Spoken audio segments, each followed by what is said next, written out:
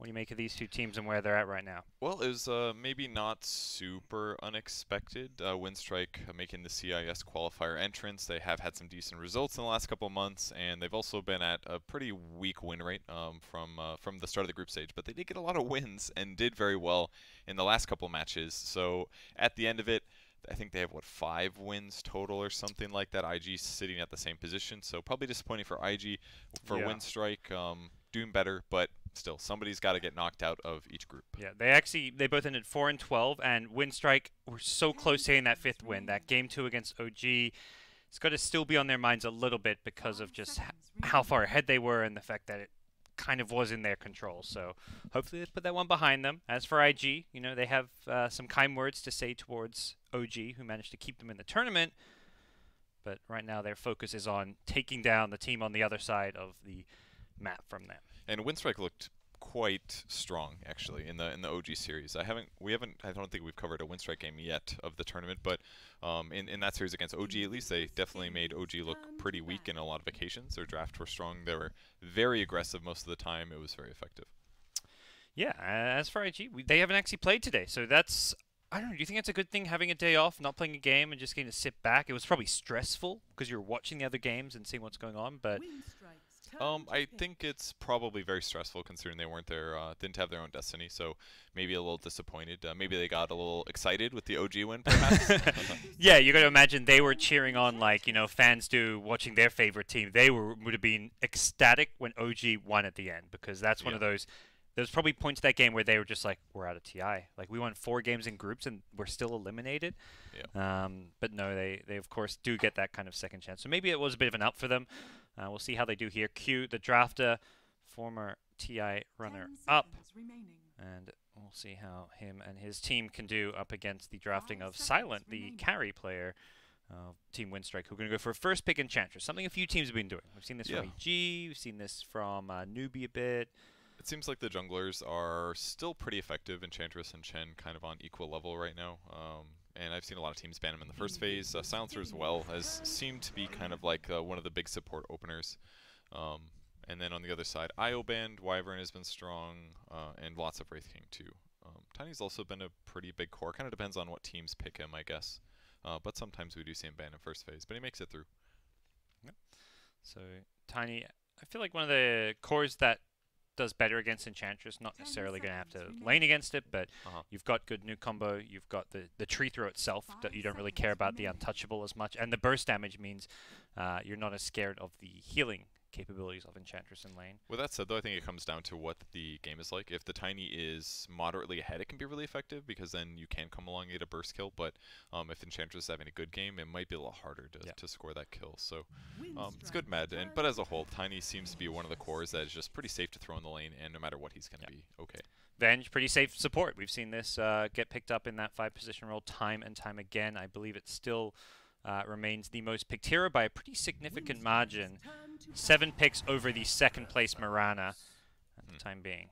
And Necro, another core that's been popular, very good for securing kills on heroes once they initiate, and also winning lanes. I think we have seen a decent amount of Necro matching up against Tiny in lanes, so maybe that's one of the solutions there against him. But with Venge in the game, can always save cores. That seems to be really important in some of these late game fights, or you can do cool things like have one ally with a stun prep for the swap, and then instantly with the swap you get an instant initiation where somebody's out of position. That can be really effective too.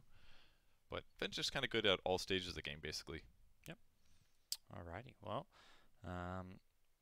Necrophos picked up in the second pick when you were first pick. I like this because you can ban some of those pesky counters if needed. Bloodseeker taken out. Pretty good counter with the silence. You can rupture to keep him in place. You blood ride him. And the pure damage of all these spells is going to, of course, not worry too much about the Ghost Shroud. I think it's a little bit more about Enchantress, perhaps. Okay. Maybe it goes back and forth. We saw some cases where Bloodseeker was pressured by Enchant, but I do still kind of see some of the advantages of having a BS in that case. Yep. And Necro is also a hero Windstrike have played quite a bit. They've had 3 games of him in their series so far. Their first Enchantress pick, however. So doing something different in their elimination. It is a best of 3. I like this. It feels like we get a whole series to tell the story of who's going home, because elimination, that's, it's sad. It's sad we say goodbye to Pain Gaming today, the one SA representative. But of course, somebody has to be going home. And they get a full series to kind of make their last case for them being at the main event. Yep, and we have lots of time today. I mean, we only had 3 sets of games instead of 5, I think, for the other days, so we're technically just a little ahead of schedule here, although we have had some decently long games. But at least we'll know that at the end of the series that whoever goes home here probably deserves to go home. Yeah, it won't feel like, oh, we lost a BO1 and we're eliminated. What is this? That's for after this match. Yeah, that's for the main teams of the main event get to feel that way. Yes, so the winner of this best of 3 gets to then play, but that feels weird. It's kind of out of order, you know? That's funny. The Pugnet is the band I was expecting after the Necro pick, probably one of the best counters in the game for him. Since Necro doesn't have any good way to stop the life drain, you don't really want to commit your ultimate on a full HP Pugnet just to stop life drain from coming out, and will amp up that life drain damage if you do pop Ghost Shroud to try to get some of your heals off. Yeah, and really good against Enchantress as well, honestly. Absolutely. Like, you can decrep whoever she's throwing spears at. The Nether Ward will reflect a decent amount of damage. You can threaten her as well. She's going to be forced by more magic resistance. So those all make a lot of sense, I think. The Drow's seen some decent success so far at the tournament, so not too surprised to see that there. Get taken out in a Lifestealer, actually. A bit interesting. What's up with that? Was just immediately taking a look. Is that something they've been playing? It does not seem like it. None of Windstrike's games have had Lifestealer so far. Okay. Historically, it was one of those heroes that was played against Tiny. When there was a Tiny meta, Lifestealer was like, you know, this big tanky Tiny. Lifesteal pretty good. This percent-based Feast can work pretty well against him. You can chomp him down. And they also may be picking heroes that, in the next stage, that Lifesteal is good against. Shaker, theoretically one of them. It is probably a 4-position Shaker, I got to imagine. Yeah, and if that's the case, then they must really know for sure what they're going into this with, and that's, I guess, one of the benefits of getting to watch the OG Windstrike series. Not only was it the match that determined whether or not you have to play tiebreakers, but you also get to watch the enemy team. I'm sure that helped a little bit. So I'm sure that they've had a lot of planning going on, and those were a little bit earlier in the day too. There was another like at least hour, 2 hours after that match.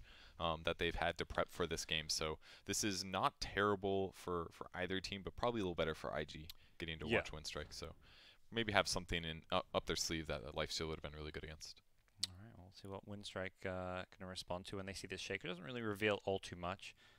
As for Windstrike, I'm curious whether this Ench is going to be a core or support. We've seen, I would say, more of the core Enchantress, but there has been some no-tail support Ench. Not sure if anyone else has. And Windstrike, their 4-position player, No Fear, is one of those guys who plays the junglers very well. He's a Chen player, he's an Ench player, so I could see this going either way for them. I think the guy that impressed me most in those last games was Non-Grata. He had he's played an Axe, and I don't remember what the second game which hero he played. Earthshaker, I think. He played super good both matches.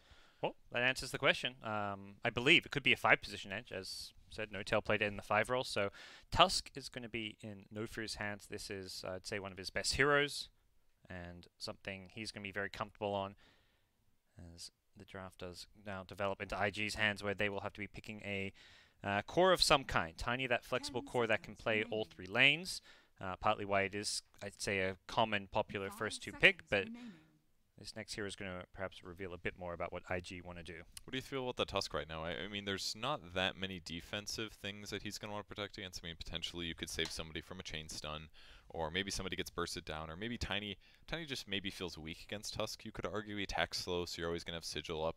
You don't have to worry about that. He's he's a little burstable, but Tiny's disable isn't always the most reliable. Yep. Anything like that is just safe at this point. Yeah, I think it's safe. I think it's comfort as well. Like, you're playing one of the most important series of your life for a lot of these players, many of whom have not played at TI before. I believe 3 of them haven't. Always Want to Fly in Silent being the exceptions. I think you want to put a guy like No Fear, who's maybe a bit more stressed out than normal, on something he's going to be comfortable with. It is a strong hero. Pair it with an Enchantress, in lane, you shard them in, Enchantress gets to keep right-clicking them. That's true. It's good stuff. Chase longer. Defensively, I actually like it a lot for Necrophos, because a lot of teams do try to kill that hero towards the beginning of fights. Yep. And sometimes his Ghost Shroud alone isn't going to be enough. And a real Witch Doctor. Ooh. Okay. It looks a bit better now, because also if someone gets arrowed, you can, snowball to try and save them by some time. Yep, absolutely does look better. Witch Doctor hasn't been picked that much so far in at TI group stages, but the hero's kind of been on a big streak the last 6 months. There was a period where people realize a Maledict level 1 is just kind of broken. Then they nerf that all the way to 50 seconds from 20. And then they're like, okay, well, Maledict's no good. Let's just get your heal at level 1. And then they just use that to offset trading with enemy heroes. So that's also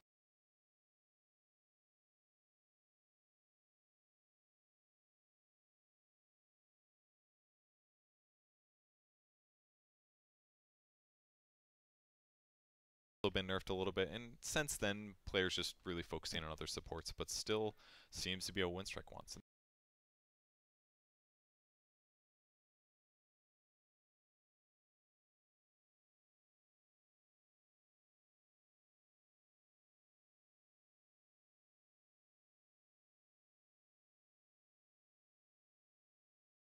And they've got a lot of heals this game, actually. Witch Doctor, Necro, and Enchant. Oh, I wonder Don't if know they that'll mean anything. But yeah, are we seeing some kind of push-oriented strat? Right now it doesn't really look like it. They just look like they've got strong lanes.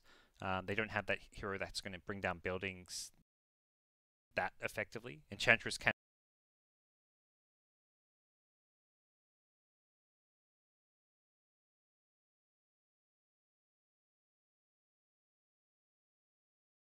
early on. We see that 5-minute double siege creep push. There's the building hitter, and that's a hero Winstrike played at least one game on, and it may have been one of their wins, in fact, as well.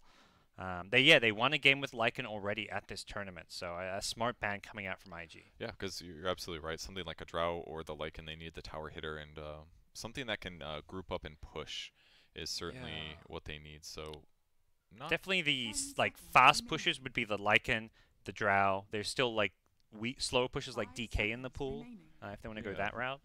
Or maybe they could go something. I think they need something a lot higher physical damage than that, probably. Because right now they're kind of lacking carry potential. They're going to burst with Necrophos.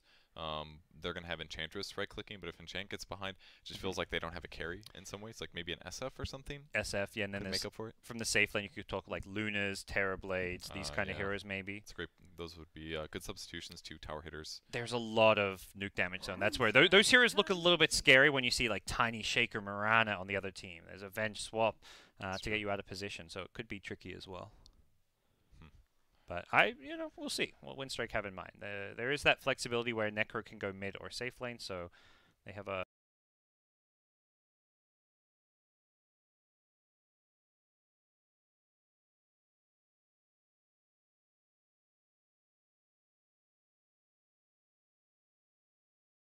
whole wide array of heroes they can consider.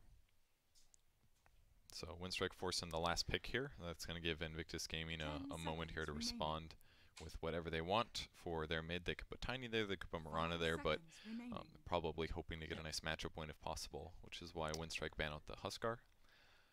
Imagine IG feel like, from the outside it looks like these drafts, no obvious, these four are better than the other four, and that's where IG, considering they have the last overall pick, feel like they have a small edge right now in some ways because they can react to whatever this is. Okay, so they do go DK. I guess this kind of reflects what you said before, right? It's a tower hitter, but it's also pretty tanky, and because IG has so much burst damage, it might be safer that way. I think they came into game one saying, let's push. Let's try and disguise it a little early on. I don't imagine they were expecting the Lycan to be banned out, because that would have been the ideal hero for them. If they get something like Lycan last pick, I think they win this draft. Yeah, but if they... I guess it didn't matter. Well, okay, so they picked the Witch Doctor immediately after the Mirana, right? That hypothetically could have been the Lycan, and they would have been in the same spot regardless. Only difference being that IG gets a different ban, essentially. Yep. But would they ban Witch Doctor? Very unlikely. And is Witch Doctor even as crucial for you? So maybe, it's hard to say. And that's where I feel like a lot of these teams, when they have that 4th, 5th pick in a row, have started picking their core before the support, if it's a core support, just because... There's you're not hiding anything. Nothing is lost, other than giving them maybe they know which role to ban. Yeah. But if you're going to pick Witch Doctor, it feels like... I mean, maybe they don't want Lycan more than DK, but... Well, even if they wanted DK, I would say you should have picked DK before Witch Doctor then. I would agree. Because whether they want DK, Lycan, whatever they wanted, I would always say pick your core before your support. But I guess the only benefit is that they have less time from you picking your core to knowing what they want to pick. That's the one benefit, I suppose. That's true. And they go for an Alchemist, so that'll probably be Alch mid. And then he'll most likely lane against a Dragon Knight, which is normal, but we could also see Dragon Knight shift to a different lane and throw Necro mid instead. You almost maybe want to consider that a bit more when you consider it's an Alch. You don't want to let this guy free farm. He does farm very well against DK, whereas Necro can bully the Alchemist out of lane and put a bit more pressure on him. So I wonder if we'll see safe lane DK as Silent does pick it up. So And with Tusk as well, it's very easy to gank mid and make a hero like Alk a little bit worried about dying. So I absolutely think, yeah, Necro with potential roam from either Witch Doctor or Tusk would be really good. Yeah.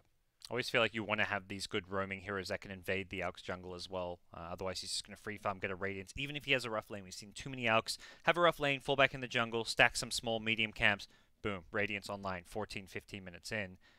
But I don't know if these, like DK, Enchantress are not really those aggressive jungle ganking heroes. Ench often kind of sits in the lane for quite a while. And I also, even if they do get a decent Radiance timing on Alchemist, I still feel pretty good about what Windstrike has because they've still got Maledict. And if you land a Maledict on a core, that's a really dangerous proposition to be in because even if you don't kill him, if you get him down to like 30% or something, it's going to be easier to kill him. And they also have Necro ulti, so it's like they kind of have pretty good solutions for a single ultra tank guy. Yes. We've seen the Necro work very well against Tiny, and the same thing applies against the Alchemist, who does have HP regen against the Maledict, but if you just throw some quick burst damage on him, we may see very likely the Dagon Necro build. With a Maledict, that's going to completely blow him up.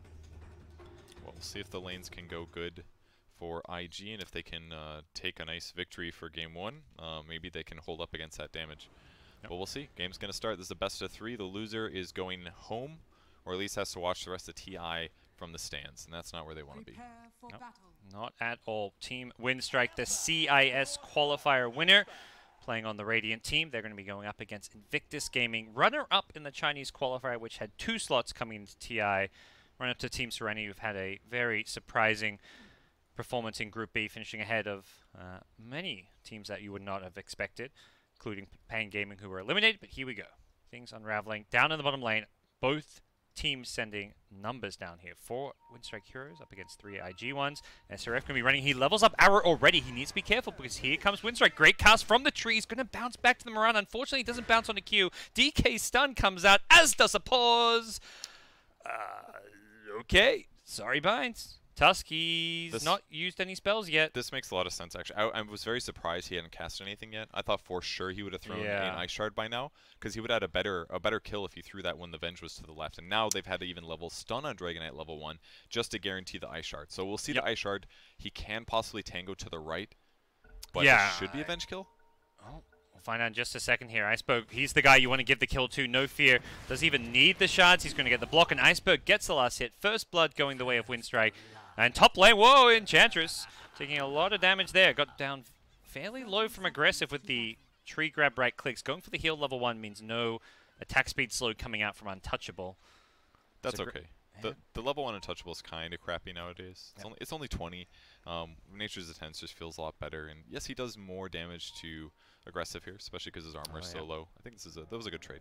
Aggressive was trying to hide in the trees while he waited for tree grab to cool down and didn't quite successfully juke the Enchantress, as we'll see some more right clicks being traded. Ench wants the body blocked, but Aggressive going to get at least 1 bounty rune here for the team. The other one on the other side here with the wave that's going to be amped up a lot, gets him down to about 70 health. Tangos and another Nature's Attendance available, but that's pretty much all of his mana gone. You only really have mana for 2.5-ish Nature's Attendance until you get some of that regen kicking in. So a third one will be available, at least once he gets to the lane. Yeah, it was quite costly. Kind of a cool dual lane if you think about it, the Tiny plus Avenge. Just lower the armor to make the tree even better, even though normally it's not the best trading ability. So mid lane going to be very rough for XXS, I can only imagine, particularly with the Necro getting a first blood. He's going to have that second Null Talisman coming out very early. You can see laning matchups here. Enchantress going to be getting some help from Tusk. No Fear rotates up there. Very scary dual lane for Tiny to deal with. And down bottom, Mirana, SRF isn't really getting too much help directly, but Baboka is doing some creep wave pulls to help him out indirectly. Yep. Always want to fly trying to mess with this, but he's going to get Fissure Stun, and that's going to prevent the pull. Interruption. Yep. On the mid lane, 7 and 8 and 3 for XXS here. That is a great start. Top lane, though, Venge trapped in the trees here as he's going to get surrounded. It's the power of the Tusk Enchantress, finding a kill up there. Just a support, but this was Necro's first 4 last hits on this push through. He really did a great job. He glyphed the first range creep that got low at the same time Necro used his nuke, and as a result, just getting the follow-up last hit. Yep, that'll be the Tusk kill too. This wave tree is really good. Yeah, the Venge Tiny, with the amped up damage and the tree grab being physical damage, we're seeing Windstrike kind of struggle against this, at least at early levels. That may change as we see more levels picked up on the Enchantress, and the Untouchable just prevent some of that right-click coming out, particularly that second point in it where it gets extra value.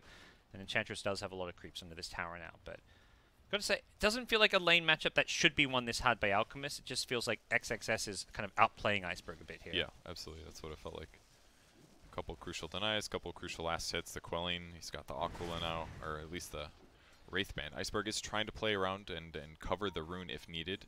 Doesn't want to let XXS get a little closer there. And he's taking a lot of damage here, though, as it's fairly low. Won't be going down there. He kind of knows his hero's limits and just wants to get as much damage on Alk as possible. But Alk has 2 salves. He's got 1 in lane. He's actually got 2 more back at base. He's just spamming these salves. He knows. Just got to kind of survive to your level 6 and spend regen to get, more money. You spend some money to make a bit more, and you'll be a happy camper. Maybe doing this play because he saw the double null right off the bat for Neko. Fissure block for Always Want to Fly. It's kind of scary. Yeah, it has to use a lot of tangos to get through. SRF doesn't actually land the arrow with the tango pathway. Yeah, wasn't expecting 2 to be used there. Baboka wants to pull another wave, has the Wind Lace movement speed, so should be just fine here. Does outrun the Witch Doctor with relative ease. And we'll see if that means Always Want to Fly. Probably just going to go for some more pulls here. He got the double sentry down bottom just to make sure he had these pulls. Back at top, going to be another initiation. Nice snowball dodge coming in from No Fear. He may still be in a bit of trouble. Right click's not going to do enough damage though. Didn't want to throw the tree, as he'll do it to get the last hit on the range creeps. So, yeah. Back at bottom, Always Want to Fly, just pulling creeps here. The double sentry to guarantee this small camp was available. It's a bit of a gold investment, but it's worth it to secure your lane, particularly when you have an enemy full position who's pulling waves from behind the tower. You have to find some way to get that lane equilibrium back. Yeah, this is one of the prices you have to pay for picking a hero like Witch Doctor, is that if you don't have Maledict level 1, you're not really going to do that great chasing somebody down, and he can't afford to do that anyway, so this just allows him to get something back from the lane when he does do these long pulls. Yep. Well, mid lane, the Invis Tusk is kind of waiting to see what can come his way. Alk already has a bottle. 2 salves too. Yeah. Is he going to chew through some of this regen? Sure looks like it. Alk 4-minute runes coming up. Ping's going out. He's hoping for it down bottom. As for Tusk, he's hoping for it up top. Where's it going to spawn? It's bottom lane for the Alchemist. Lady Luck favors him for now. Very good friend. More mana. Necro's still having some HP problems mid. I can kind of see why he's playing it safe with the salves, though. I mean, it's not like Alk is going to harass him that much. His biggest weakness is now he can't go as aggressive, but he should be able to save some money this way. Bottom, Always Want to Fly. Oh, doesn't get the cast bounce. Oh, it does actually in the end, as the fissure block will be there. SRF will get the double star storm, even through the arrow. Perhaps not needed for the melee arrow, but it was a great fissure from Baboka. Making Witch Doctor not look very survivable here. Yep. Back at mid, Alk getting harassed fairly low, but Necro body blocked by the illusions, which he'll take some last hits on. I feel like the Enchantress hasn't really gotten as much as I expected her to. She's doing fine, 17 and 6, but if you're playing a hero like Tiny, that's going to become much stronger later. I'd prefer a different hero. Fissure arrow combo, trying to secure these bounty runes. Q getting one up top, No Fear. Always Want to Fly, so we're going to get both down bottom. The Witch Doctor, nicely played, securing these bounty runes, getting 3 in total for his team. Yeah. It's pretty good. Was it a failed fissure block from Baboka maybe or something like that? Didn't see exactly what happened. He fissured the DK, but maybe he just mistimed on the Witch Doctor. Okay. He also doesn't have Aftershock, so maybe he was expecting it to stun where it normally would, and something like that. Wave is pushing though. Catapults are coming, so we'll see if Windstrike turns this into a push. Although Ench has that value point in the enchant. Didn't steal the siege creep though. Oh, it's here now. Oh, okay, yeah, he will steal it. Okay, there we go. Double siege creep under the tower. Glyph is still available if they want to try and keep them alive. That's pretty hard. Not sure. It doesn't look like they want to go for the glyph on that first siege creep. So we're not going to see that kind of 5-minute Enchantress push that is often the case. Back down bottom, Always Want to Fly. In a bit of trouble here from the Shaker. Has a shrine if he wants to use it, but may want to save it for his DK or his Necro. It's the regen bot lane 2, or bot rune. Baboka. He's going to get denied, I believe, from the high ground here. Always Want to Fly should be able to get it. Picks it up. He saw it coming. That was good usage, at least. He gets 200 mana out of it. Yeah. It's not all bad. I mean, Alex can be a little sad, but really getting out of the lane is fine. He's okay if he needs to use his shrine. He will. He's got mana. Not the end of the world for little Alchemist. Right now he's a little guy, but plenty of farm coming his way soon once he starts getting these jungle stacks going. Iceberg's doing really well now, holding out more network than IG. Fissure Arrow not going to connect down bottom lane, and DK going to turn around with his ultimate, get the Dragon Tail out onto Baboka, who's looking for a totem, but there is no way out for the Shaker, who gets last hit by Dragonite. That was pretty good. I didn't even think he was going to do that much damage there, but the power treads at this point making a nice difference. 3 points in the Breathe Fire, plenty of damage coming out. Even the Corrosive does pretty good damage at this point. Snowball away up top. No Fear in some trouble. He held the stun on Q this time around, so no dodging it. As the Fissure actually going to get the last hit. Baboka's respawn comes top lane. Maybe not the most value of TPs. If they could get that kill without him, he might have some regrets about actually being in this top lane. I'm just not sure he does that much in his offlane either, though. Silent will get some tower hits in, but at most, how's he going to stop Dragonite? He can Fissure him once, but that won't do that much. He can't gank mid either because Alchemist is jungling. That was literally his only play. He may just take over mid lane while Alk goes into the jungle. I like this from Always Wanna Fly, getting down those deep wards. One behind the tier 1 mid, one in the Alk's jungle at the tri-camp. Doesn't actually block the camp, which is often the play against Alk, but the issue is when you block the camp, they know there's a ward there and it gets de-warded. So he's perhaps hoping that they can set up a gank off of his Observer ward. Yeah, I kind of like that. Aggressive and a little bit of trouble here. Into the trees. They do have Snowball, so can interrupt a TP if they find him. Yep, there it is. He tried to juke him so he could TP out in Fog, but now he pays the price. He dies, and he will not have TP when he respawns, so even worse outcome for him than just dying. Well, at least Venge will get the lane for a bit. Maybe can pick up a level 6 from this. But Back at the bottom rune. Haste rune is there. SRF gets it. Unfortunately, for Always Wanna Fly, he banked on picking that one up. He's going to pay for it. Does reveal the fact Dire had a ward there because he kind of arrowed from the shrine area when theoretically he was in Fog. But all in all, small little kill on a support. It is Windstrike. You have a decent laning stage advantage thanks to some of their lane matchups. Necro over the Alchemist. Enchantress just always going to win her lane, so we do see about a 2k gold lead. Yeah, everything's definitely gotten better in the last couple minutes here. Yep. The question with Alk is always like, when does he take over the top net worth? Because that feels to always inevitably happen around that 15-minute mark. Yeah, very commonly. But there's so many cores behind on IG's side. Like, the difference between Potom and the enemy carry, the difference between Tiny and the enemy carry is massive right now. It's like 1,000 gold. That's way too much too early, and that means that if Windstrike can turn that gold into some bounty rune fights, then Alk's just not going to accelerate as much. That's something Windstrike's being very good about, making sure they try and secure these bounty runes. We saw 3 of them at the 5-minute mark, and very likely we'll see them contest these 10-minute bounty runes as well. DK does go down bottom there. Nice rotation from IG, taking 3 heroes to the bottom lane to make sure they get that. All of this while, Alchemist farming his stacks. He did a nice little double stack at the tri-camp, stacked both camps, farm one, and now he's farming the other, and should be getting a good chunk of gold out of this. And even though Windstrike see him, they're not contesting it. Ooh, deleted. Venge, see you later. They had the Fissure block, but SRF, a second that Necro gets a kill, doesn't want to mess with him because he's got so much regen. He gets the maxed out Death Pulse stacks. And Iceberg tanking tower shots just because he knows he can regen through this all. Yeah, they did not expect him turning there and going for the fight. That was 3 heroes. I thought he was going to run for his life, but instead, a great turn on the Venge and gets the kill. I really did like the Dragonite gank, though. It's very smart. He had used his ultimate not too long before that they ended up rotating and ganking in. Oh, they're going to get quadrunes? No, just 3. Still amazing. Yep. But they ganked him there, preventing the tier 1 tower from taking more damage, which means less pressure on the map. That was good. Boka is being scouted by this courier, and that means TPing out is going to be very tricky for him. Often you'd go into some trees here in TP, but guess what? You can't. Love the courier micro coming out, and Baboka, there's no escape for him. He's not even going to try TP out, uses his mana for a totem.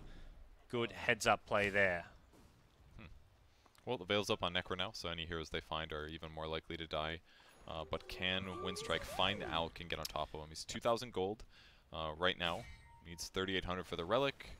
And even if he does get Radiance, still very vulnerable to some of these amplifying skills they have. Yep. Do you see him take over the top net worth position as per Alchemist tradition? Nothing much unexpected about this, but very much something that's necessity for our Alchemist team. Down bottom, Windstrike, find a Venge kill here. Not a big kill, but what could be important is taking this bottom tier 1 tower, because this makes contesting that Alchemist farm that little bit easier. The more towers you take, the more pressure you can put on the map, the harder it gets for Alk to farm. And they've taken 2 out of 3 outer towers already. The Dire Glyph's going to come out, but with the Siege Creep and the DK Dragon form here, this bottom lane tier 1 is donezo. Yeah, should work out. They're a little low, but heal's going to keep them up a bit, and Baboka will rotate, but too late for him, most likely.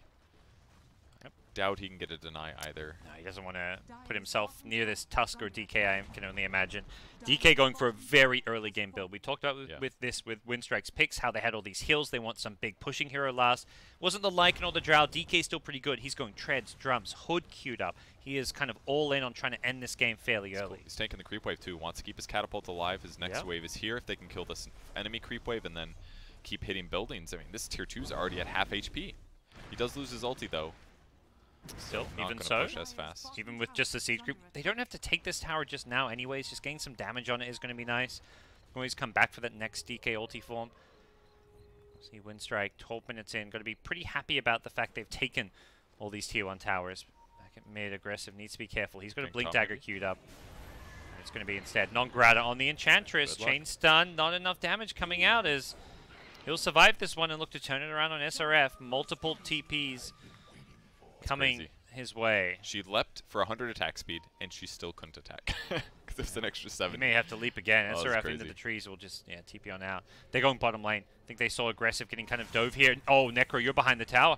Is Iceberg going to be okay here? It looks like they TP in, but they're actually not going back towards the mid lane. DK's there as well, and with an Arcane Rune, this DK Necro are scaring off the entire IG team with just 2 heroes. He gets a reduced cooldown for his ultimate too. That's 60 seconds uptime with a 20-second downtime. So even after this ends, he's going to have it up really fast again. This is such a good timing for this when they're on the map. I mean, they're not even ganking the Alk like we normally expect. They're actually just pushing towers and saying, we're not going to chase you. We don't care. We're just going to get so much map control from all your towers that immediately after that, you're not going to have any place to farm. DK not normally a hero you'd associate with Arcane Runes, but in this fast pushing strat, it's probably one of the best runes he could find. It's going to take this tier 2 mid tower, and as you said, that downtime is going to be about 15-20 seconds or so, and he's already headed top with his ultimate still up for another 15 seconds. It's a massive, and he was queuing up Hood before, but I like what he's doing now, changing up, going for Blink so that he can have catch. When you have all the towers dead, Hood is great if you're fighting enemy heroes, need to stay alive, but once all the towers are dead, it's all about catching the heroes that are still trying to split push, and Blink's going to give him that ability to do that at the expense of not being as tanky, but it's a good trade-off here. I mean, we're seeing this Windstrike, all these towers down, a 4K gold lead, but are they really ahead right now? Like, in terms of the Alchemist being in the game, the comeback potential of this draft, and the fact they're going all in. They still have a level 4 Witch Doctor at 14 minutes because of how much their 5 main towers. Do you think IG are actually in a bad place right now? I would say it all comes down to this big fight here. It looks like Windstrike's coming to defend, going to put some damage on aggressive. There's a swap too. Out, yeah. They may just give up Q here. I think they can't afford to lose aggressive when he's this close to his Blink Dagger. Those are some insane cask bounces, by the way. Like, hit him every single time. I think it's fine that Witch Doctor's 4. If he drops a Maledict on somebody, he's doing a job. There was a Moonlight Shadow popped, Iceberg. They were looking for perhaps an Echo Slam into Arrow combo. They may still find something along those lines here. Could fissure, but he's pretty tanky. He's got 15 1 charges. If you don't burst him, you're in trouble. And so Radiance is up on Elk. So that means he's going to accelerate surely. We've got Bounty Runes coming up in 18 seconds, but Windstrike is pretty well positioned with all these towers dead. Look at the positioning of IG. They're not even making a play for bounties. And it looks like they're going to get all 4. And that's why Windstrike is in a better position, especially if you take a look at the Necro. He's got a Relic himself.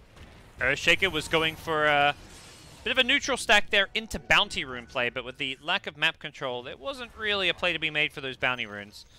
And Silent hitting buildings again. This time no Arcane Rune, so his ulti's about to go away forever, but at least for now. But I mean, they're so close to a Radiance of their own. 300 gold to go for Necrophos, and he's going to be able to take it to Alk, but do way more damage.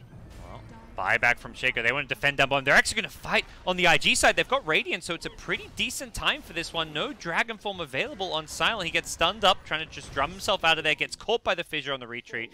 They get the kill. Shaker buying back for this one. His hopes and dreams of a Blink kind of shattered, but I don't think they were expecting a Blink on him anytime soon. They just want Aggressive's Blink, and that buyback could help get him there. Yeah, just a ward spotting him hiding in the trees there, so that's why they got the kill. That buyback cost him only like 250 gold too, so yeah, not terrible. Don't think it really matters. But I also don't think that's really the hero that is that big of a loss for Windstrike. If that's Necro dying before he finishes his Radiance, it's a little scary, but Dragon Knight's already got his Blink, he's already got his drums, he's got his treads, he's ready to jump in and tank and fight. And now he can do that to back up the Necrophos, who's going to probably deal more AoE damage than the Alchemist is. Alku's got 2.2k gold. He has a Manta queued up. I would almost maybe even think it's worth considering a Blink Dagger to be an initiator as well yourself, so that you're going to be forced to defend. But he buys the Yasha for now. Maybe something he could go back for. I mean, you can Manta dodge the Dragon Outrange stun. That's pretty huge. Yep. If you get gone on, you get a Manta off, it might interrupt something like Iceberg casting his ultimate for a long enough time that he gets away.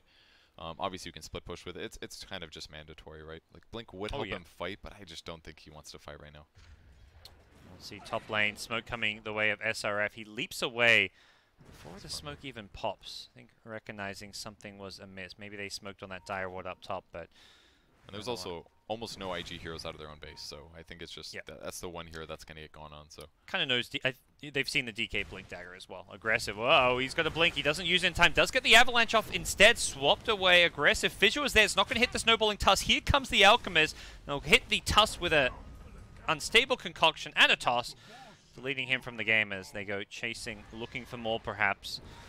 This is where IG have kind of starting to come online. This Alch Radiance is not being used to just farm. It's also being used to enter the fray. He's got Treads, Radiance, now a Yasha Aquila. 1600 health with Chemical Rage is definitely a hero that you can fight with. He's scary, but I think that was just a big Windstrike overreach. I mean, Silent was trying to use the dregs of their smoke to take a fight, and he did find somebody, but he blinked very aggressively into a bunch of heroes. The Tusk tried to follow up, but put himself out of position.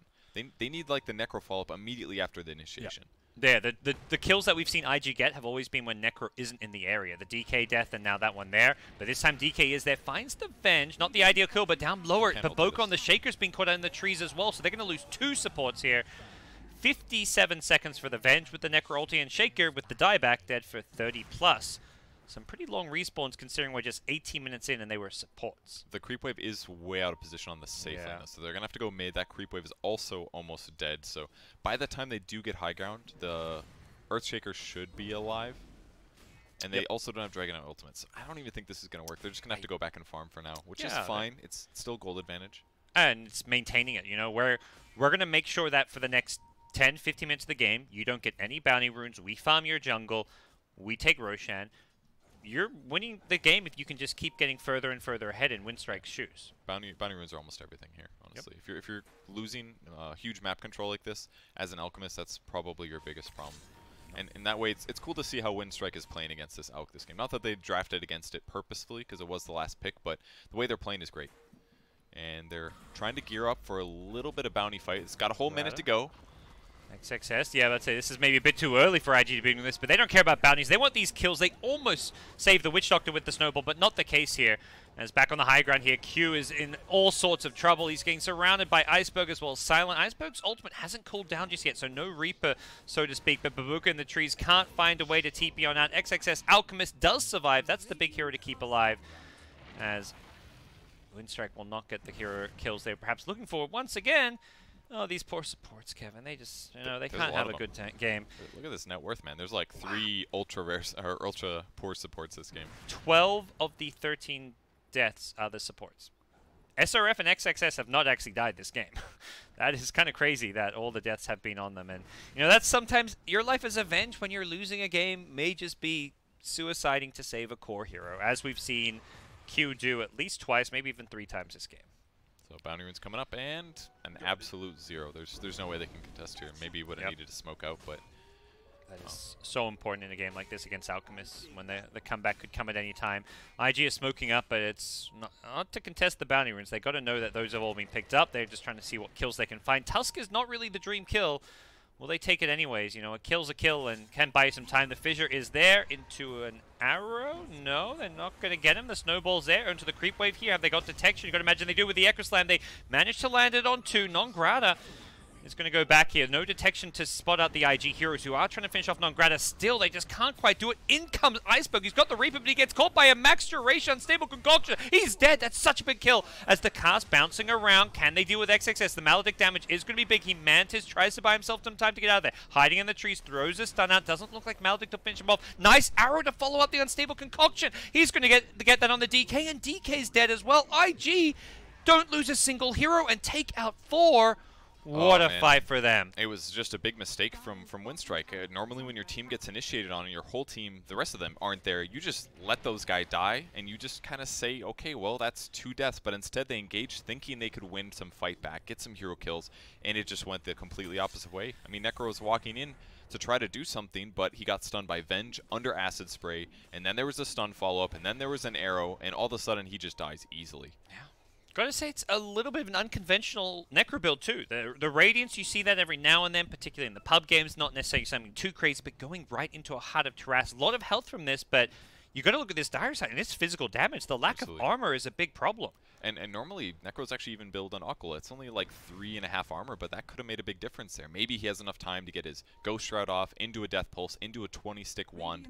He could have maybe turned that fight around, but too much minus armor, and he ends up getting punished. So I absolutely agree. Maybe something like a plate mate before, or sorry, a plate mail before the Reaver would be a better move. Well, we'll see IG just, you know, happily settle things down, slow the game down. Baboka suddenly sitting on 1,300 gold. He's actually dreaming about a Blink Dagger now. It's no longer a fantasy.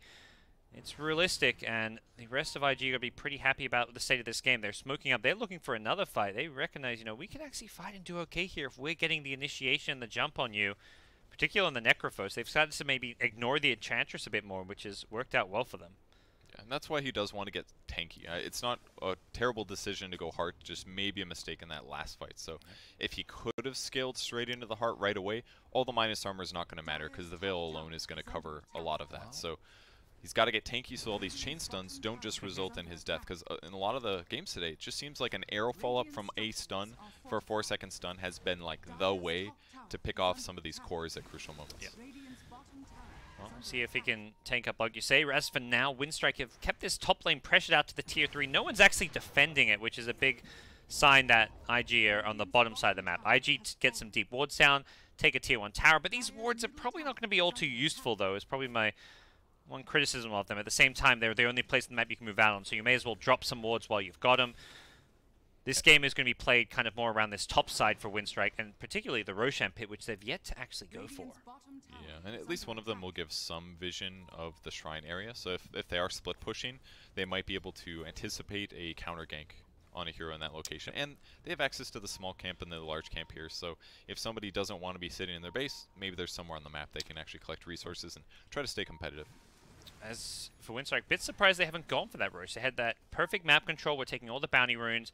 Their lineup does Roche okay thanks to the Untouchable, you know. The DK, I guess, damage-wise doesn't do great and all this Necro, but they definitely have enough damage and sustain to kill Roche. They got bounty runes in a minute, so this will be the one that maybe IG feels comfortable coming to defend. Windstrike's certainly playing defensive. I mean, if they start actually getting bounty runes, that's a good tale of kind of how this game has shifted, such that IG can actually fight a bit better. They're going to smoke up.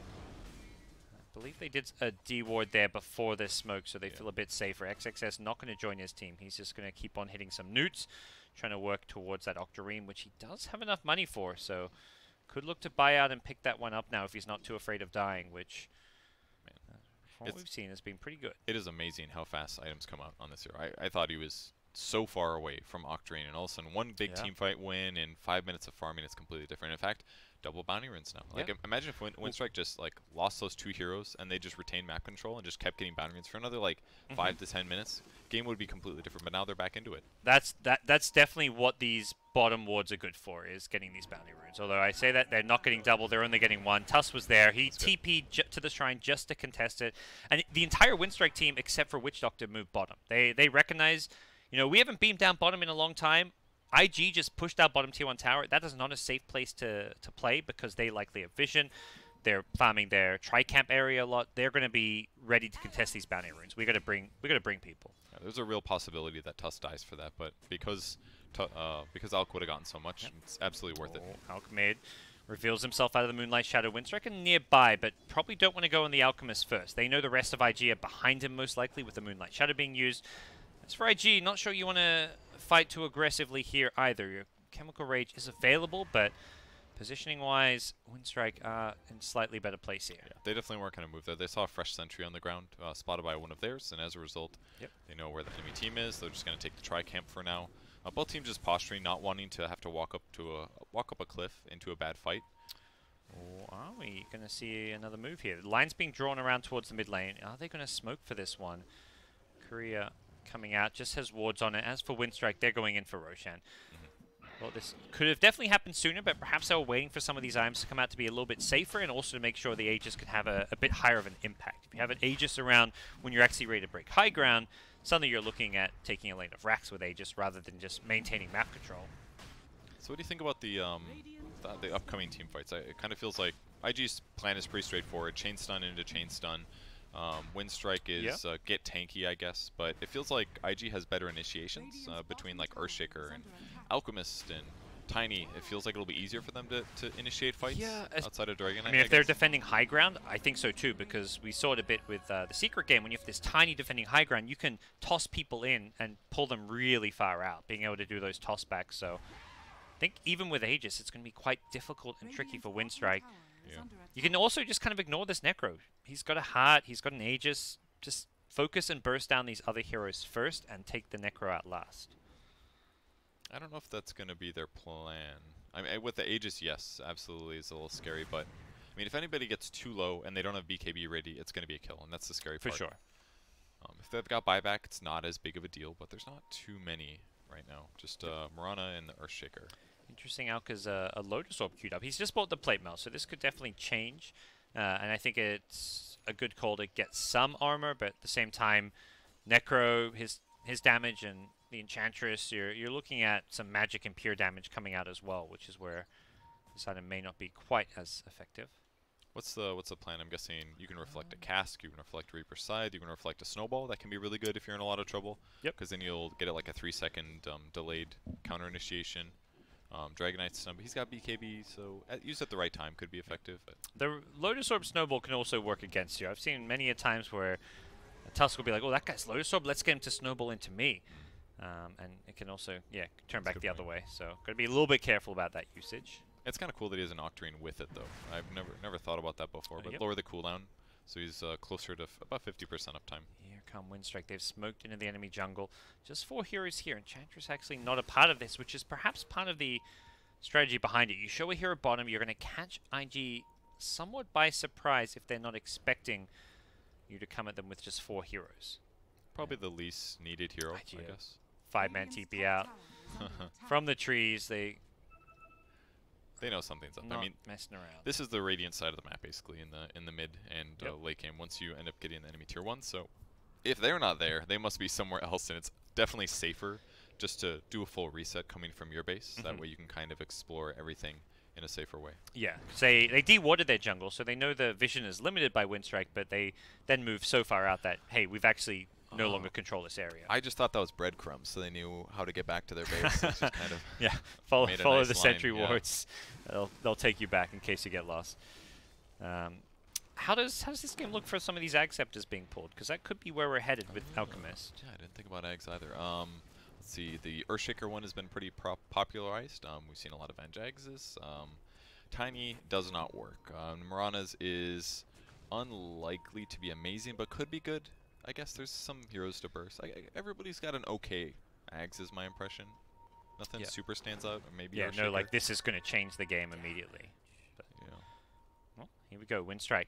Contesting bounty runes. They know this bottom side of the map is where IG will likely be playing. Fissure comes up first. It's Iceberg, though, with an Aegis. The arrow not going to hit as well, so may just be forced to back off here. Aggressive goes in, and the Ice Shot's block on XXS. He's actually trapped in here. Needs to be careful. Blink! Echo from Baboka! Baboka, you're a madman! He's gone in, taken out the Tusk. Necro is next. Absolutely insane Echo. They need to deal with Silent here as BKB's worn off. There's going to be another unstable concurrent being channeled here. The cast bouncing around a little bit. Is it going to be enough here? Iceberg's lost his Aegis. He's going to be careful. Swap out from Q, just throwing away his life to help out XXS. He knows Iceberg's got a Reaper, and he's going to save XXS with that one. They're still chasing. They still want this kill. Blink forward from No Fear. Gets the punch. XXS in a lot of trouble. Has ulti in a few seconds here. Can he get it off? He likely will, but the Necro ulti's there. It's going to take him out. 2 minutes, he said. He doesn't have buyback as well. It's a disaster for IG. Potentially, they've taken out a few heroes here. Iceberg still hunting for more. Could get aggressive. Toss away. Is it there? Nope. Not with the snowball from Tusk. And all of a sudden, this game flips on its head. If he didn't have Aegis, that fight would have been so one-sided for IG with Baboka's Echo Slam there. He was so patient, waiting until there was enough heroes, and he got 3 heroes in that stun. Oh, Bounty Rune was still there. Baboka picking up a Bounty Rune, just got Alk's buyback back online. Okay. may not need to use it anyways. It doesn't look like we're going to see an immediate push, but still, it's like a, there's that thought on your mind where it's like, are they going to push? Have we just lost because we don't have buyback on Alchemist?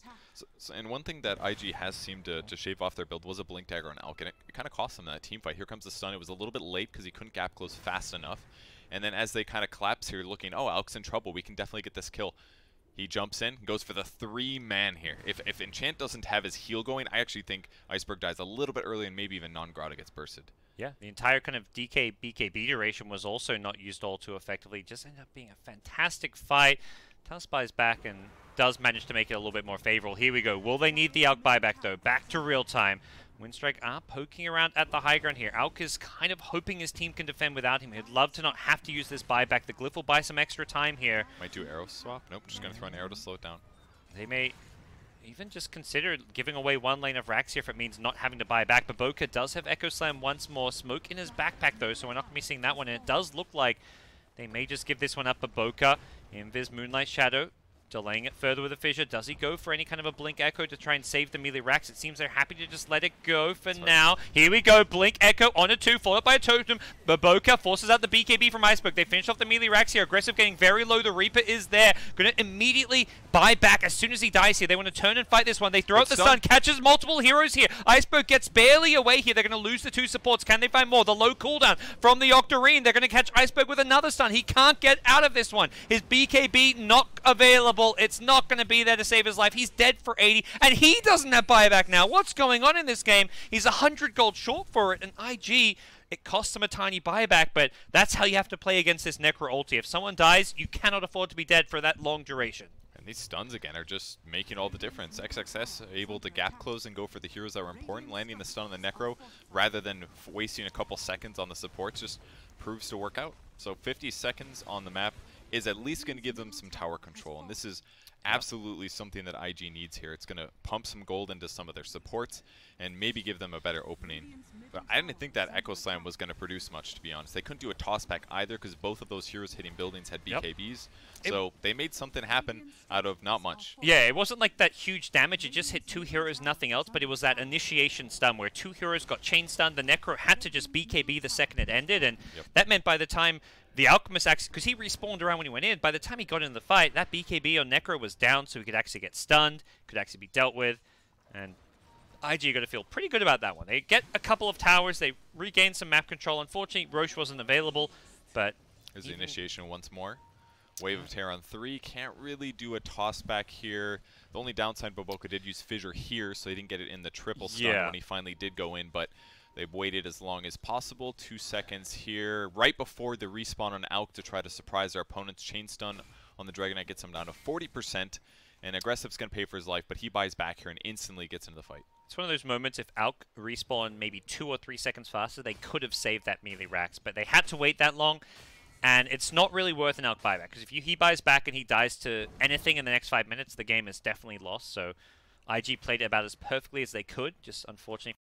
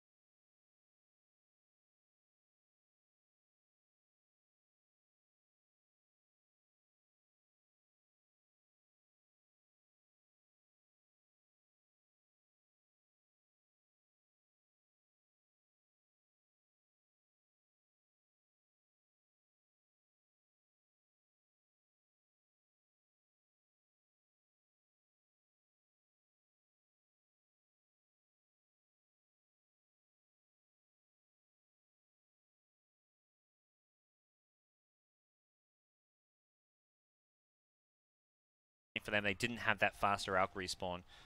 They're going again. They're looking for another fight here. Smoked up, but Boca leading the way.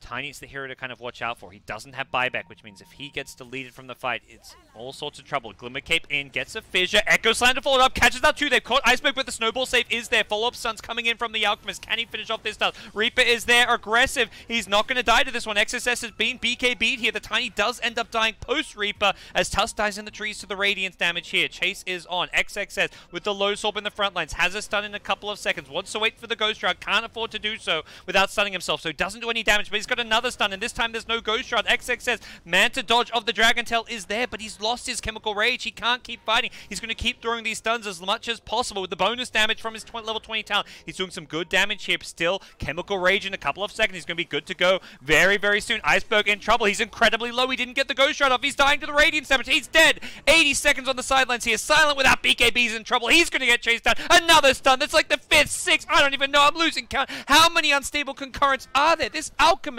is just out of control.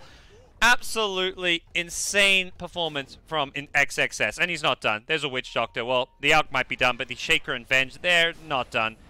They'll get the Witch Doctor. It is just so hard to do anything about him in these team fights, especially with his BKB and his Manta style. He's using them at the perfect time. He's dodging Dragonite stuns. He's constantly preventing the Necro from being able to chase, and that's causing so much disruption because that's their big damage deal on a Windstrike's team. They need to keep him on top of everybody, clean up the other support heroes, and then deal with the Alchemist. But with this Lotus Orb that's up like half of the time, more than half of the time actually, they're always ready to reflect Maledicts, or not Maledicts, Casks and Dragonite stuns and all that good stuff.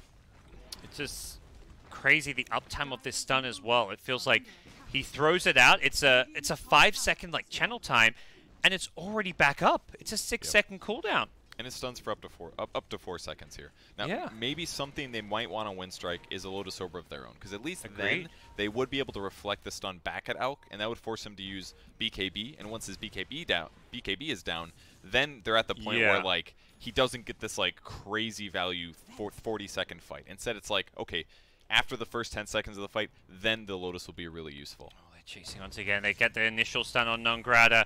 He's going to try to force himself out of there. Alchemist is going to concur himself here with the stun. Lotus Orb put on himself for a bit of extra defensive play. Didn't have the Manta style to try and dodge it. The swap out from Q. He's not messing around here. Has a Glimmer Cape to try and survive this one.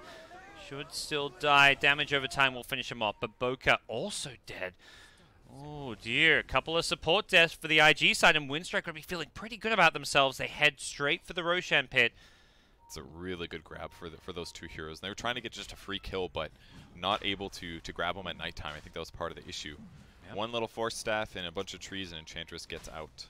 They knew they had a ward there, which they were trying to play around. They're like, okay, we've got this vision, let's go fight. But once you have to chase outside of your vision, you kind of lose that advantage of fighting in that area. And puts him in a bit of a tough spot here. And Windstrike, Aegis Cheese coming their way. They've decided to look like they're actually scary and kind of scaling in a way that they can right-click and deal with this Alchemist. They've got multiple MKBs, the Dragonite and Enchantress. Enchantress particularly we've seen just be a great damage dealer, being able to sit on the outskirts of a fight, just throw constantly the impetuses. She's a little bit of an in-your-face fighter, though, this time, because she hasn't been able to finish an Aghanim Scepter, so she's kind of like the range of a typical ranged hero. And as many stuns as there are, she feels like they can deal with her. Like, throw a stun, land an arrow, and then maybe go for like a BKB leap right-click, because her personal survivability is actually not that high. She just has magic resistance and some heals. Her armor's not great. She has a BKB queued up, and that's almost kind of like, if you're going to keep getting somebody this out, at some point you do just need a BKB against it.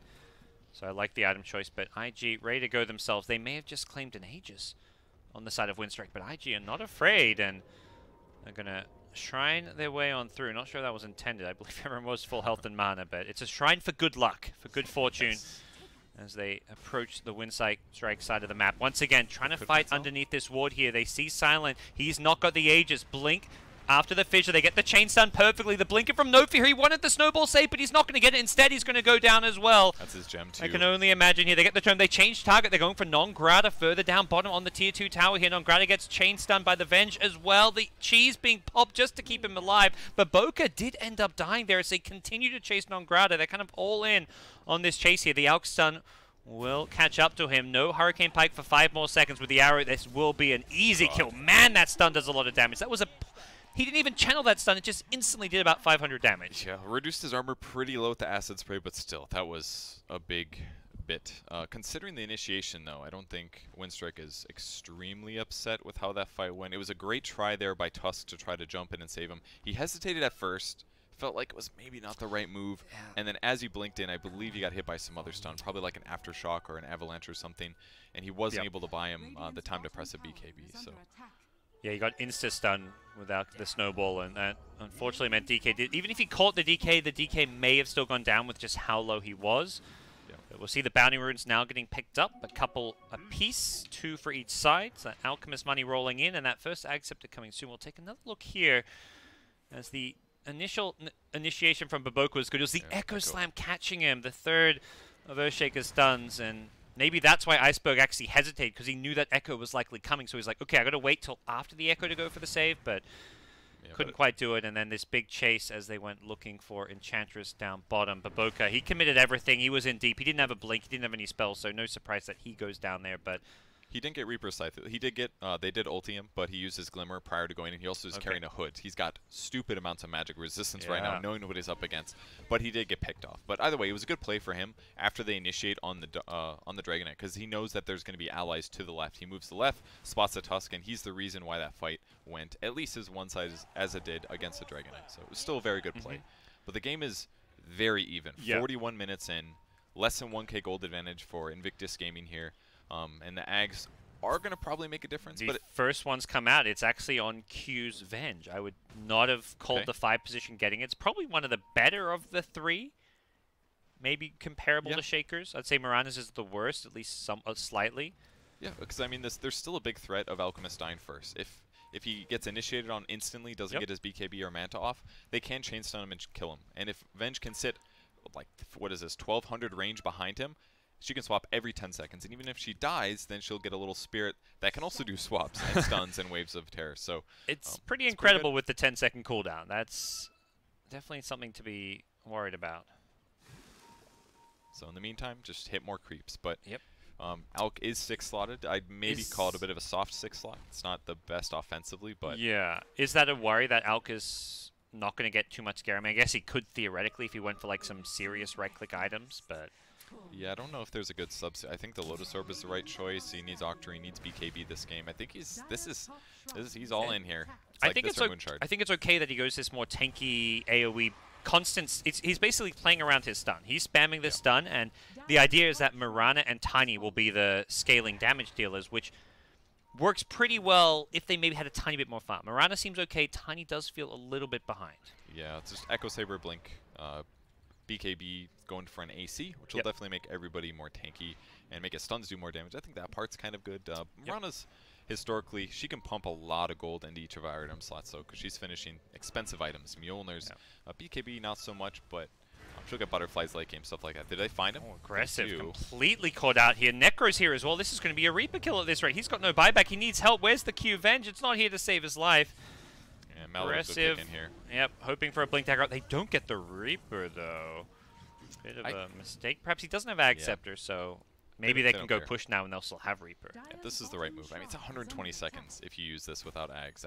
It's just very important for another hero to be used, so completely fine. That was odd that he was there. Aggressive.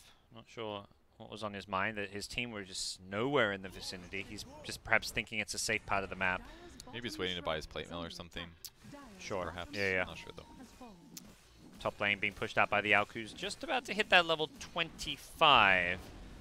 See what talent he gets. Whether he goes for the regen or the base attack time. Given his build, we probably could just see the regen come out. Yeah, I mean, his damage is not very high. I expect it'll be the regen. There is a Solar Crest and a Spirit Vessel on the Tusk, so they do have solutions to try to keep Alk's HP low, but he's also got the same thing. He's got Lotus Orb for a Dispel, he's got Manta for a Dispel, he's got BKB for Dispel. He's actually, this Lotus Orb, I'm a little surprised we don't see it more often. Like, looking at how valuable it is this game compared to something like a Shiva's. Yeah. It's like 5 less armor, and you get less utility, but, I mean, the being able to remove a Spirit Vessel is everything when you're playing Alk.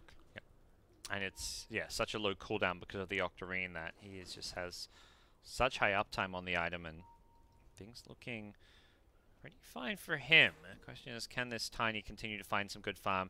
Even if he commits to an AC, he's not going to buy back at that point. Not that he had buyback then anyways, but Mirana definitely a carry you can kind of rely on. Not mostly because, you know, it's not going to get kited. It does have that range factor. Bounty runes are coming. Bottom lane, IG want these, and Windstrike aren't here with their whole team. They do have a shrine they can TP to. They're going to go on Iceberg here. They're completely invis up Iceberg. He's going to get initiated on Fissure into stun. There's going to be... Oh, he blinked into the Echo once again. It's Deja Vu. They both got buyback here, but Tusk couldn't find the snowball save. I mean, what he did was very admirable. He blinks in, he ate the arrow. I thought that would be enough, because at least then he would get stunned, Necro gets BKB off, or he tried to blink in and cast Snowball. Either way, it would have covered him. But, man, these timings, there's so many stuns that as soon as they catch a core hero like that they want to kill, they throw everything. They don't hesitate, and they don't wait to see if there's been a mistake. They just, everybody throws stuns. Playing Tusk, you know, if it was just a Mirana arrow and you're saving that guy, yeah, no, that's straightforward. He's arrowed, nothing to worry about. When you're against the AoE stuns of the Shaker, the Avalanche is particularly bad because it still lingers. So he's already thrown it. You can't blink in until it completely disappears. As we'll see the first buyback come out, swap out from XXS, making sure he stays alive. They don't want to buy back the Necro, but they may have to as well. Q going to throw away his first life. He sells the Accept, immediately loses it though, which is where the support they could kill. Not looking too hot. XXS in a lot of trouble here. He's dead for 100 seconds. Necro even bought back. Aggressive. He needs to BKB TP, but his TP was in his backpack. He's also being reaped. He's dead. He's dead for 85. Does have buyback. Non-Grata getting the kill, so he didn't actually die to the Reaper. Once again, the Reaper kill just not quite connecting. This game just been turning around like crazy. 2 dead heroes, they go to push, and then all of a sudden a couple pretty big mistakes from IG there, leading to just a cascade. Venge had to sacrifice himself, and then it was Alk stunning himself accidentally, and then it's just, boom, 3 dead heroes, buybacks. At least Alk doesn't have to, but... Yeah, well, not yet. He may still need to if they want to try and force it. We'll see if that's the case. Silence ulti has worn off, though, which is maybe partly why they're not going for this one. Roshan, the next objective, respawning in 20 seconds. They had the courier there for now. They're going to keep it there, because if they scout that right away, they should be able to get a free Roshan, given that Alchemist will be dead for about 30 seconds post-Rosh respawn. This is clearly the hero they want at frontline, though. It's Dragon Knight. Like, if he's the one that's getting chain stunned, he's got way more regen than Necrophos does. He just pops BKB and he turns on his ulti and he just Scotty slows everybody. Yeah. And it's really hard actually for IG to defend against that. Even if they pop BKBs, they're getting slowed, they're taking splash damage, and nobody wants to hit that guy. Feels like from the IG side, they just have a lot more kind of reliable damage shields with the Enchantress, even the Witch Doctor, Maledict, Deathward, whereas the Dire side is kind of just...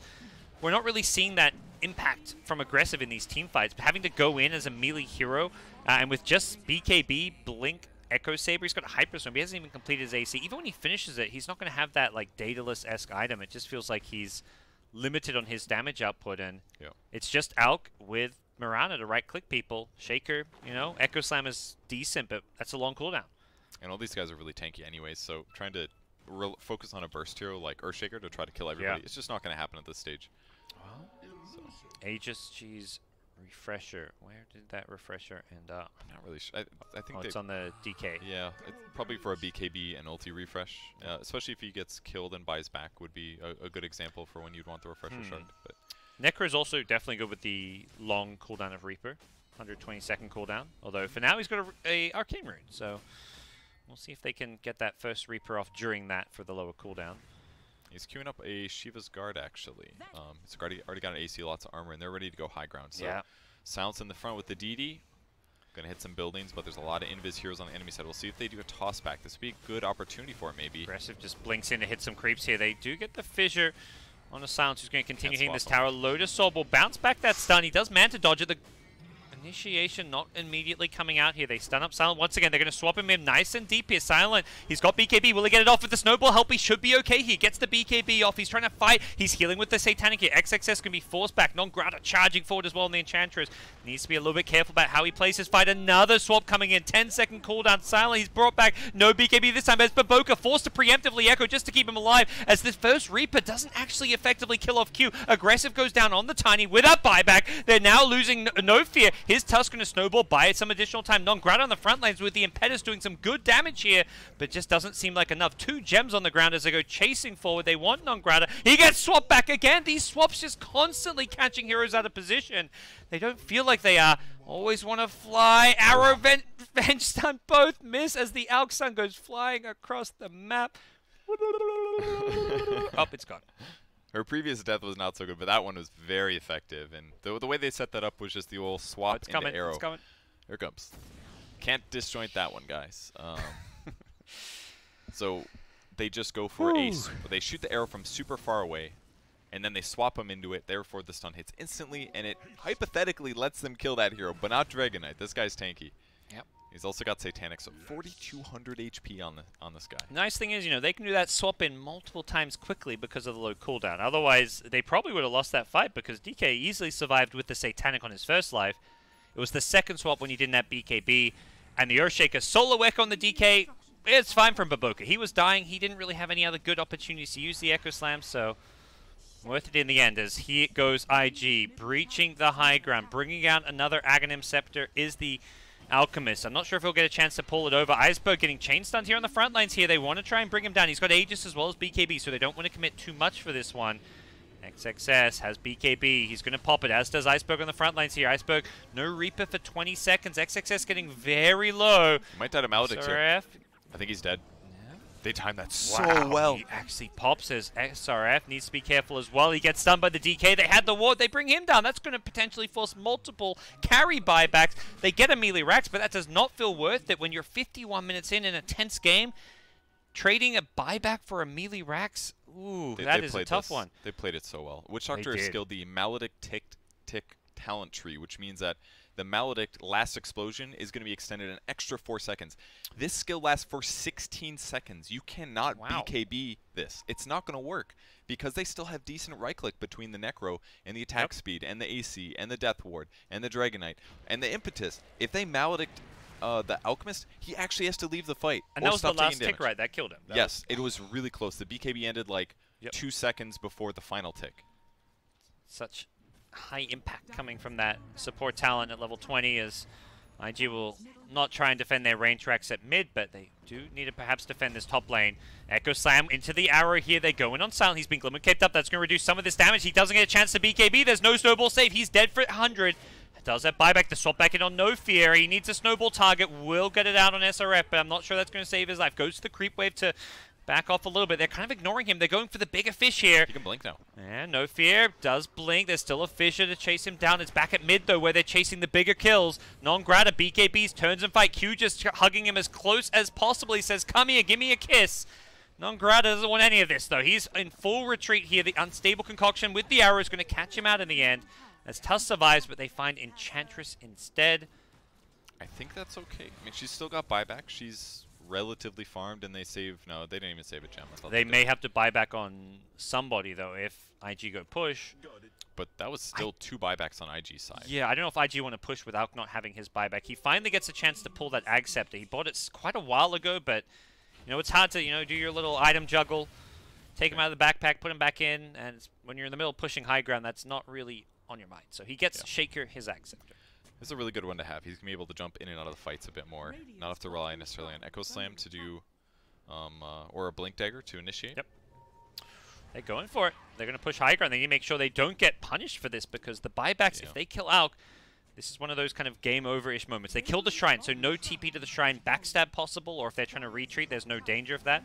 Minimum, they got to force buybacks on the enemy team. That's what they're going to do here. And if they see buybacks, they need to try and get out, I imagine. We'll see if they can make this happen. Aggressive with the tree grab is doing a lot of builder damage. The second they see the Ench buyback, they're backing off. Aggressive on the front lines. What are you doing? He gets Reaper, does get the BKB off. That'll keep him alive. The Ags swap is there. The chase is on. The Fissure going to buy some time, as does the arrow. The 4-staff on forward. No Fear was trying so hard to pick someone off, but IG have scattered to the winds. First TP out from Q. Didn't have mana for a swap at that point anyways, and he's going to hope and pray that his team can get out without him. As for Windstrike, unfortunately for them, they don't get those pickoffs that they were really hoping to with their buybacks. Gods, is it just me or is Necro, is Tiny broken against Necro? Because he ultied him, he gets swapped out, and before the side hits him, he pops BKB because of status resistance. Because it takes a second and a half for the Scythe to hit. It only stuns him for 0.75, so as long as he gets another, as long as he's not chain stunned, with That's another what happened stun, up top. he just BKBs. Yeah, I remember the top fight where he got reaped, and I thought he was going to die to it, and he didn't. I was like, oh, I guess he BKB'd before, but no, that is a crazy mechanic. That's crazy.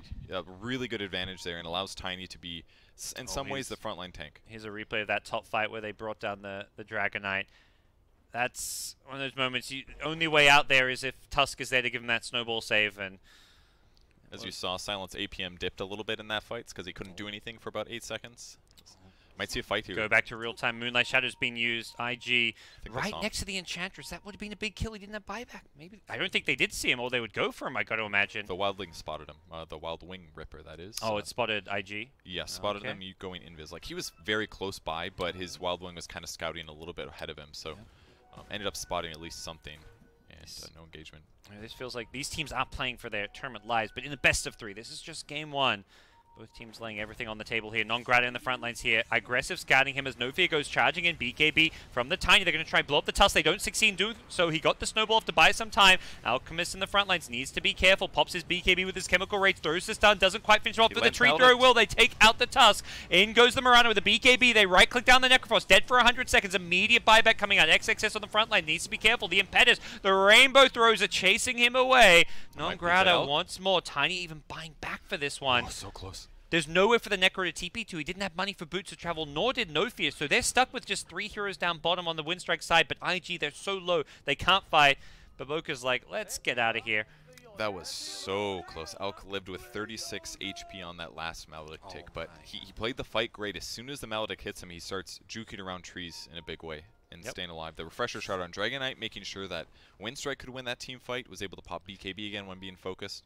But still, costly buyback on the other side, and now the next team fight is huge. Whichever team loses that one is probably going to be the loser of the game. Yeah, so there are 3 buybacks currently available. Dragon Knight, Venge, and Witch Doctor. 2 of those 3 support heroes. Some coming back up soon. Shaker's up in 40 seconds. Here we go. Mid lane, Baboka charging forward once. A Fissure initiation, going to totem on after. There's going to be a Tiny there as well. The DK on the high ground in a good position to focus down aggressive here. Alchemist going to turn, try and go an Iceberg here. Changes target to the Dragon Knight, who's been stunned up by a long duration stun here. Silent in all sorts of trouble. He does have buyback though if he needs it. Alchemist, he's been delayed from the game. Dead for 150 seconds with the Reaper kill. SRF, full retreat. Doesn't have any leap charges left, but where's the detection? They can't see him. There's a sentry mid. That will spot him out. He's dead for 2 minutes now. And you mentioned this next fight. It's Windstrike, who are playing to win, and they have taken down 2 big IG heroes who cannot buy back. The initiation went on the Witch Doctor first, and that's a good hero to grab, but that was one of the few heroes that did have buyback. They were scared about Maledict, and it just didn't matter. Him dying just eventually produced Windstrike, working down the Alchemist, and even with the Lotus Orb, as soon as the BKB ended, and it was only 5 seconds, they snagged the Reaper kill. Yeah. And from there, it's just cleanup. They didn't have the Echo Slam for that fight, which really cost them as well. And Windstrike, they thought about going for the top lane, but I think they realized Alk has no buyback. Mirana nor doesn't either. 2 minutes, those are on cooldown for, so if they've been keeping tabs, they know this is a 5v3 push. And it's all up to Baboka with the Echo Slam. He's got to find a way to get this kill. He bought a casual Kaya for this last defense. Aggressive there as well with the Crystallis. Goes in, trying to force out some spells here. Gets tossed up in the air by the Lotus Orb, in fact, here. They're just going to right-click down the throne. Blink, Echo Slam, Baboka. Can he finish anyone off? Impetus there is going to just immediately delete him. He buys back, but he's got no second Echo Slam. That's the only way he could defend this one. He knows it's over. Throne going down. Windstrike have taken game 1. Boy, was that a close game, but Windstrike's got to breathe a sigh of relief with the massive dominance they had leading up to about the 20-minute mark, and then just that huge team fight that IG pulled to actually equal the game up. And from there, it was definitely a careful game of Dota 2, and boy, was it close. That was so tense to the very end. They had that early game roll going, taking all those towers, but it definitely wasn't the story of like Windstrike dominance from start to finish. It wasn't. Crazy close team fights in the mid game, a lot of buybacks coming out. Windstrike did manage to secure all those Roches, which probably played a big part as well, having those extra lives. But what a fun game of Dota. It definitely could have been a one-sided game, though. I feel like they knew what they were doing there. They're against an Alchemist. Rather than try to focus on ganking him, they just take all the towers, and that also decreases farm. It's just that one big sloppy fight that they had where 2 of the heroes got initiated on, and then they tried to back them up way too late, and then they ended up losing like a huge amount of gold, like 7k gold advantage in the next 10 or so. There was some great plays all around that. I mean, you can easily praise Q's Venge, saving people left, right, and center. 13 deaths at the end, but you can't really blame the guy. Baboka had some game-saving Echo Slams as well, but it was the side of Windstrike who walk away with it. Non-Grata's Ench dishing out all kinds of damage in these fights. Iceberg 15, 5, and 14, the lead damage dealer. What a great way to start off this best of 3. Lots of great plays across the board and fun heroes to watch. Not too different out of the meta, but that's just game one, guys. That's going to put Winstrike in a one-game advantage in this best of three. The winner of this gets to stay in TI. The loser of it has to watch the rest of the event from the venue, and they don't want to do that. So we'll be back in just a bit with game number 2.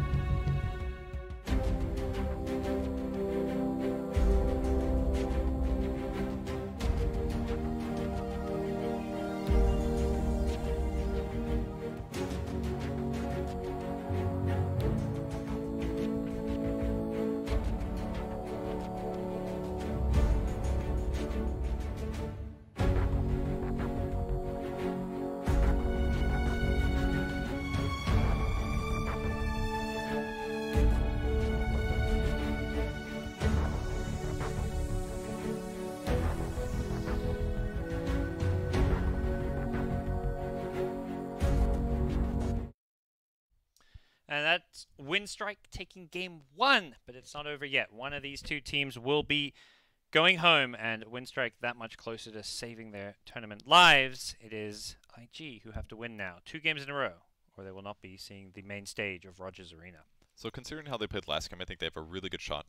Just the biggest issue was their laning stage was a bit mismatched, perhaps, and Winstrike just kind of took that laning snowball and pushed it into a really strong mid game, but just made a couple falters. And from what I've heard, that's what they've been doing a lot of the games. They've been doing really well in lanes generally, but then they've kind of been losing late game. But that last match seemed like a good middle ground point. Maybe still a couple too many misexecutions in late game fights, but I think they seem like the better team, at least based on game 1. But you know, that can always completely flip it around the other way in game 2. Yeah.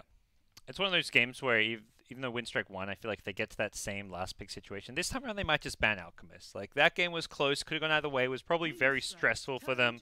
They may just not want to deal with the hero. I'm not sure, I guess. Most of the time when it gets that late against Elk, it does feel really tough, but XXS did have a really good Elk. I guess is maybe the one thing that I would counter to me disagreeing with you there, but it felt like they grabbed the heroes they needed to push, they grabbed the heroes they needed to win the lane, and it got them to a good place. They just needed to not throw that one fight mid. I feel like it would have been a super simple close the game out by 30 minutes, maybe 35 minutes, if they didn't lose that one fight and just controlled the map a bit more and got more gold advantages. So, I don't know, we'll see. They do open with a silencer either way, so good laning hero, good teamfight hero, kind of covers your bases and just goes a lot of different ways. Yeah, something Winstrike have played with before. One of their wins did come with the silencer in the initial group stage, and IG going to respond with a Mirana, Venge.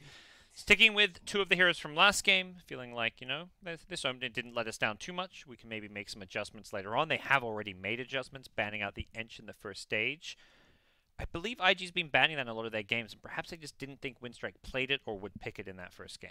Yeah, but it was very effective. Kind of same as we've seen in other examples, but also still having a lot of carry potential was a big part of it too. I do like the Venge Mirana opening though, just lots of range damage, chain stun stuff is pretty much always good. Mirana ulti is always good. Swaps covers you defensively.